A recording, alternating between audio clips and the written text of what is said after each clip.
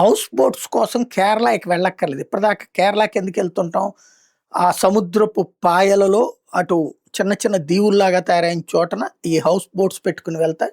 ఆ చుట్టూతా గూడా గడ్డి దాంతో పాటుగా అక్కడ పక్షుల నివాసం ఇదంతా ప్రకృతిని మైమరిపించేటటువంటి అందాలను చూస్తూ కేరళలో తిరుగుతా ఉంటారు టూరిస్టులు. అలా తిరిగేటటువంటి దాన్ని మనవాళ్ళు గూడా ఎళ్లి ఆస్వాదిస్తూ ఉంటారు. ఇక పైన అలా అక్కర్లేదు. మన బెజవాడలో బరం పార్క్ దగ్గర నుంచి అంటే ఆ పున్నమి ఘాట్ దగ్గర నుంచి ఆ భవానీ ఐలాండ్ చుట్టూ తప్పుతా ఆ లోపలే ఒక బోట్ ఉంటా ఉంటుంది. ఒక రోజల్లా నైట్ స్టే చేయొచ్చట.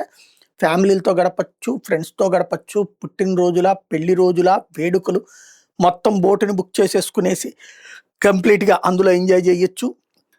లేదా ఈ హౌస్ బోట్‌ల టైప్‌లో ఇంట్లో ఒక కుటుంబం, కుటుంబం ఒక్కొక్క ప్లేస్ ఒక్కొక్క ఇది ఇస్తారనమాట గదిలాగా. అందులో ఉంటూ అక్కడ తిరుగుతా ఎంజాయ్ చేయొచ్చు.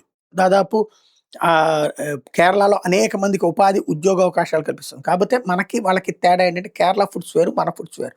మనోళ్ళు ఊరికినే మధ్య తరగతి అట్లా డబ్బులు ఖర్చు పెట్టుకోవడానికి సిద్ధపడరు. ఒకసారి మాత్రమే వస్తారు.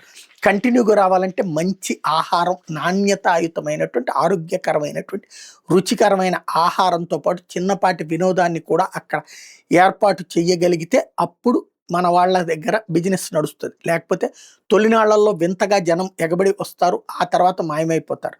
దాంతో పాటు మనోళ్ళకి మందు కొట్టాలనుకునేటటువంటోళ్ళు, పేకాట ఆడుకోవాలనుకునేటటువంటోళ్ళు అట్లాంటి వాళ్ళకి వెసులుబాటు అవుతుంది గానీ, అవి మనకి ఇట్లాంటి దాంట్లో అనుమతిస్తారా అన్నది పెద్ద ఇష్యూ.